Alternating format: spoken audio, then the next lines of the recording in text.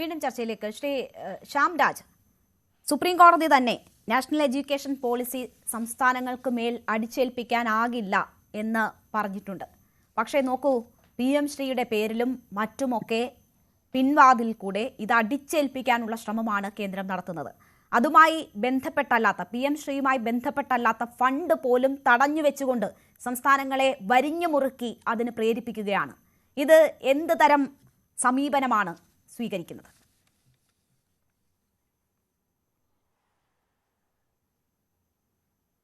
ശ്യാം, കേൾക്കാമോ? രേണുകയുടെ ഈ വിശദീകരണം നോക്കൂ. സർക്കാർ ഞാൻ പറയുന്നത് കേൾക്കുന്നുണ്ടല്ലോ?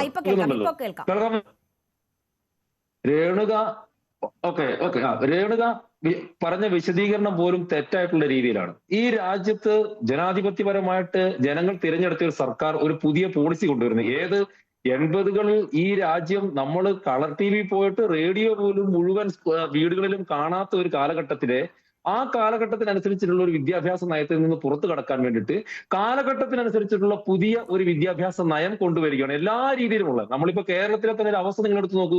കേരളത്തിൽ ചെറുപ്പക്കാർ വിദേശത്തേക്ക് പോകാനുള്ള പ്രധാനപ്പെട്ടിട്ടുള്ള കാരണം അതാണ്. ഈ കാലഘട്ടത്തിനനുസരിച്ചുള്ള പണ്ടൊക്കെ ജോലിക്ക് വേണ്ടിയിട്ടായിരുന്നു ചെറുപ്പക്കാർ കേരളത്തിൽ നിന്ന് പുറത്തു പോയിരുന്നെങ്കിൽ ഇന്ന് ഹയർ എഡ്യൂക്കേഷന് വേണ്ടിയിട്ട് ഭരിക്കുന്ന സംസ്ഥാനങ്ങളിൽ നിന്ന് NEP നടപ്പാക്കിയിട്ടുള്ള സംസ്ഥാനങ്ങളിൽ നിന്ന് ആളും പുറത്തു പോകുന്നില്ലേ? എത്ര എണ്ണം എണ്ണെടുത്ത് കണക്കെടുത്ത് കേരളത്തെക്കാൾ കൂടുതൽ ആളുകൾ പോകുന്നത് BJP ഭരിക്കുന്ന സംസ്ഥാനങ്ങളിൽ നിന്നൊക്കെ തന്നെയാണ്. കേരളമല്ലല്ലോ. മഹാരാഷ്ട്രയിൽ നിന്നും UP-യിൽ നിന്നും ഒക്കെ ഉള്ള ആളുകളാണ്. അങ്ങനെയുള്ളവർ തന്നെയാണ്. ഏറ്റവും കൂടുതൽ മഹാരാഷ്ട്രയാണ്. ഏറ്റവും കൂടുതൽ മഹാരാഷ്ട്ര തന്നെയാണ്. UP-യിലെ ജനസംഖ്യ എത്രയായാലും മഹാരാഷ്ട്രയിലെ ജനസംഖ്യ എത്രയായാലും അവിടെ നിന്ന് ആളുകൾ പോകുന്നുണ്ടല്ലോ. ശ്യാംരാജ്, അവർ അപ്പോൾ ഈ ദേശീയ വിദ്യാഭ്യാസ നയം കൊള്ളാത്തത് കൊണ്ടായിരിക്കുമോ പോകുന്നത്? ദേശീയ വിദ്യാഭ്യാസ നയം നടപ്പാക്കിയിടങ്ങളിൽ നിന്ന് BJP ഭരിക്കുന്നിടങ്ങളിൽ നിന്ന് ആളുകൾ പോകുന്നതിന്റെ കാരണം അതാണോ? അങ്ങനെയാണെങ്കിൽ കേരളത്തിലെ കാര്യം പറയാം. ഒരു നിമിഷം നിങ്ങൾ എന്നെ ചർച്ചയ്ക്ക് വിളിച്ചിട്ടുണ്ടെങ്കിൽ ഞാൻ പറയുന്നത് കേൾക്കണം. ഞാൻ രേണുകയുടെ പ്രസംഗം കേൾക്കാനല്ല ഇവിടെ വന്നിരിക്കുന്നത്. ഓക്കെ, താങ്കൾ ചോദിച്ചതിന്റെ മറുപടിയാണ് പറഞ്ഞത്. താങ്കളല്ലേ എന്നോട് ചോദിച്ചത് എവിടുന്നാണ് പോകുന്നതെന്ന് താങ്കൾ തിരിച്ചു ചോദിച്ചു.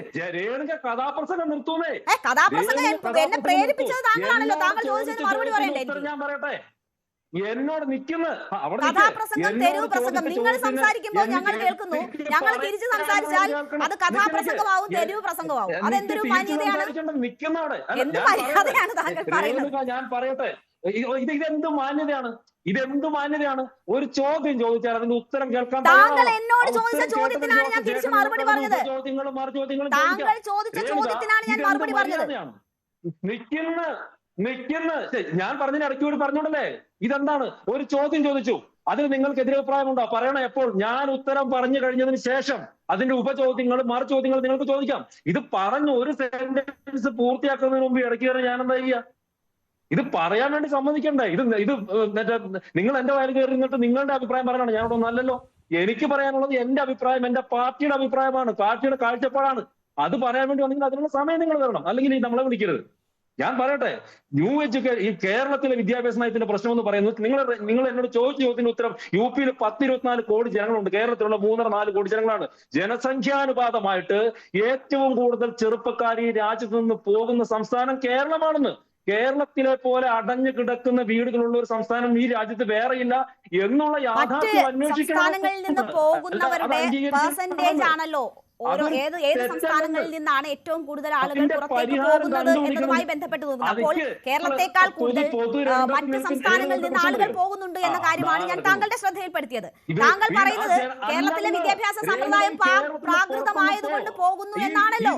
അങ്ങനെയാണെങ്കിൽ മറ്റ് സംസ്ഥാനങ്ങളിൽ നിന്ന് ആളുകൾ പോകുന്നത് എന്തുകൊണ്ടാണെന്ന് താങ്കൾ പറയൂ. സമയമില്ലല്ലോ, സമയം വെറുതെ കളയണ്ടല്ലോ. അതാണ് നിങ്ങളൊന്നും ഉണ്ടായിരുന്ന സമയം വെറുതെ പോകില്ല. രേണുക, ഞാൻ പറയുന്നറിയോ, വെറുതെ ഈ കമ്മ്യൂണിസ്റ്റുകാർ പറഞ്ഞു തരുന്ന ക്യാപ്സ്യൂൾ വിഴുങ്ങി സംസാരിക്കാതെ കേരളത്തിന് പുറത്തേക്ക് ഒന്ന് യാത്ര ചെയ്യണം. നിങ്ങൾ ക്യാമറമാനൊക്കെ എടുത്തിട്ട് യാത്ര ചെയ്യണം. ആ സമയത്ത് നിങ്ങൾക്ക് മനസ്സിലാവും.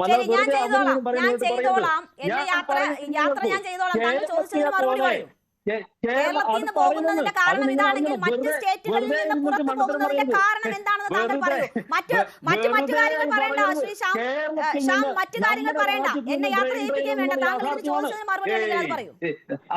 അതന്നെ. അപ്പോൾ ആരും പഠിപ്പിക്കണ്ട. ഞാൻ രേണുകയെ പഠിപ്പിക്കില്ല, രേണുക എന്നെയും പഠിപ്പിക്കണ്ട. ഓക്കെ, ഞാൻ എന്റെ അഭിപ്രായം പറയട്ടെ. അത് കഴിയുമ്പോഴത്തേക്ക് നിങ്ങൾ മിണ്ടായിരിക്കും. ചോദ്യം ഉപചോദ്യം ഉണ്ടെങ്കിൽ ഞാൻ പറഞ്ഞ ശേഷം പറയുക. എന്നോട് ചോദിക്കാൻ വന്നാൽ, എന്നെ പഠിപ്പിക്കാൻ വന്നാൽ ഞാനും പഠിപ്പിക്കും. ഇല്ല, ഞാൻ അതിന് വരില്ല. ഞാൻ പഠിപ്പിക്കാനല്ല വന്നത്. ഞാനൊരു ചോദ്യം ചോദിച്ചു, താങ്കൾ തിരിച്ചു ചോദിച്ചു. അപ്പോൾ ഞാൻ അതിന്റെ മറുപടി പറഞ്ഞു. അത്ര മാത്രമേ ഞാൻ ചെയ്തോളൂ. ഞാൻ പിന്നീട് ഒരു ചോദ്യം ചോദിച്ചു, എന്താണ് കേരളത്തിൽ നിന്ന് പോകുന്നതിന് കാരണം ഇതാണെങ്കിൽ അവിടെ നിന്ന് ആളുകൾ പോകാനുള്ള കാരണം. താങ്കൾ അതിന് ഇതുവരെ പറഞ്ഞിട്ടില്ല.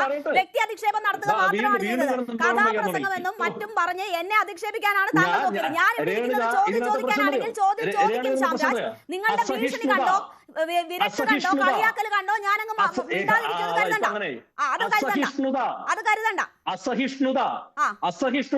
അപമാനിക്കുമ്പോ കേട്ടോണ്ടിരിക്കണം. താങ്കൾ എന്താണ് പറഞ്ഞത്? ഞാൻ കവലപ്രസംഗം നടത്തുന്നു. താങ്കൾ ചോദിച്ച ചോദ്യത്തിനുള്ള ഉത്തരം മാത്രമാണ് ഞാൻ പറഞ്ഞത്. അസഹിഷ്ണുത ഇങ്ങനെ കാണിക്കരുത്. എന്റെ വാദം ജനങ്ങൾ കേൾക്കുമെന്നുള്ള ഭയം നിങ്ങൾക്ക് എന്തിനാ? എന്റെ വാദം ജനങ്ങൾ കേൾക്കുമെന്നുള്ള ഭയം നിങ്ങൾക്ക് എന്തിനാ? എന്നെ പറയാൻ അനുവദിക്കൂ. എന്തിനാണ് ഇത്ര അസഹിഷ്ണുത? താങ്കൾ എന്ത് വാദമാണ് പറഞ്ഞത്? താങ്കൾ എന്ത് വാദമാണ് പറഞ്ഞത്? താങ്കൾ ആദ്യം വന്ന് തെറ്റിദ്ധരിപ്പിക്കാൻ ശ്രമിച്ചു. താങ്കൾ ആദ്യം തെറ്റിദ്ധരിപ്പിക്കാൻ ശ്രമിച്ചു. അതുപോലെ താങ്കൾ പറയുന്നത് എനിക്കെതിരായ അധിക്ഷേപ പരാമർശങ്ങളാണ്. താങ്കളുടെ വാദമാണെന്ന് ഞാൻ തെറ്റിദ്ധരിപ്പിക്കാൻ ശ്രമിച്ചത് താങ്കളുടെ വാദമാണ്. എന്റെ വാദം അത് തന്നെയാണ്.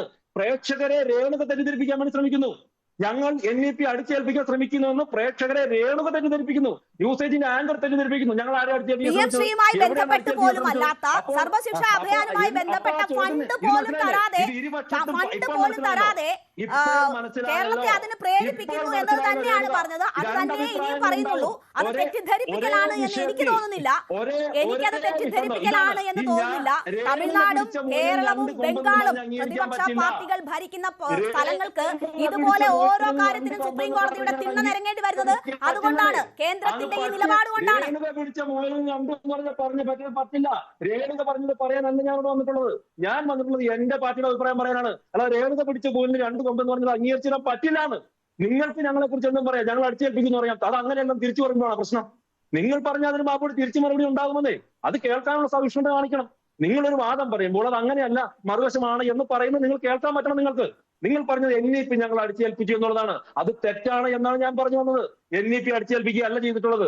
കേരളം അടക്കമുള്ള കേരളത്തിൽ നിങ്ങളൊന്ന് പഠിക്കുക വിഷയം. ഈ രാജ്യത്ത് ജനസംഖ്യാനുപാതമായിട്ട് ഏറ്റവും കൂടുതൽ ചെറുപ്പക്കാര് പുറത്തു വരുന്ന സംസ്ഥാനം ഏതാണ്? കേരളമാണെന്ന്. ജനസംഖ്യാനുപാതമായിട്ട് അതൊരു യാഥാർത്ഥ്യമല്ലേ? അത് മനസ്സിന്നതിന്, അതിലെ തെറ്റുകൾ തിരുത്തുന്നതിന്, അത് പഠിക്കുന്നതിന്, ആ ചെറുപ്പക്കാരെ തിരിച്ചു കൊണ്ടുവരുന്നതിന് ചർച്ചകൾ നടത്തുന്നതിന് നിങ്ങളെ എത്ര അസഹിഷ്ണുതയോടെ കാണുന്നത്? മറ്റ് സംസ്ഥാനങ്ങളിൽ നിന്നുള്ളവരെ പോയവരെ തിരിച്ചു വിളിക്കണ്ടേ ശ്രീ ശ്യാംരാജ്? മറ്റ് സംസ്ഥാനങ്ങളിൽ നിന്ന് പോയവരെ തിരിച്ചു വിളിക്കണ്ടേ? ഇത് കേരളത്തിൽ മറ്റ് സംസ്ഥാനങ്ങളിൽ നിന്ന് BJP ഭരിക്കുന്ന സംസ്ഥാനങ്ങളിൽ നിന്ന് മനുഷ്യർ പോയി രക്ഷപ്പെട്ടോട്ടെ എന്നതാണ് നിങ്ങളുടെ നയം. നിങ്ങളുടെ നയം BJP ഭരിക്കുന്ന സംസ്ഥാനങ്ങളിൽ നിന്ന് മനുഷ്യർ പോയി രക്ഷപ്പെട്ടോട്ടെ എന്നതാകില്ലേ? അടഞ്ഞു കിടക്കുന്ന വീടുകൾ വേറെ ഇല്ലാന്ന് ഇവിടുത്തെ പ്രശ്നം അറിയോ? ഉത്തർപ്രദേശിൽ നിന്ന് പോയി ഉത്തർപ്രദേശിൽ നിന്ന് പോകുന്നുണ്ട്. ഏത്? കേരളത്തിന്റെ 4-5 ഇരട്ടി ജനസംഖ്യയുള്ള സംസ്ഥാനമാണ്. അവിടെയാണ് ഞാൻ പറഞ്ഞത് ജനസംഖ്യാനുപാതമായി എന്ന് പറയാൻ വേണ്ടിയുള്ള കാരണം. ഉത്തർപ്രദേശിന്റെ ജനസംഖ്യ എത്ര? 24 കോടിയാണ്. കേരളത്തിന്റെ 3-4 കോടിയാണ്. നോക്കാം, 6-4-24. കേരളത്തിന്റെ 6 ഇരട്ടി ജനസംഖ്യയുള്ള സംസ്ഥാനമാണ്. അത് വെച്ചിട്ടുള്ള കമ്പാരിസൺ തന്നെ രേണുകയുടെ തെറ്റാണെന്ന്. അതായത് ആ കമ്പാരിസൺ പോലും തെറ്റാണ്. അതന്നെ നിങ്ങൾ ഇങ്ങനെ ഇടയ്ക്ക് പറഞ്ഞാൽ ഞാൻ അങ്ങനെ പറഞ്ഞ് അവസാനിപ്പിക്കും.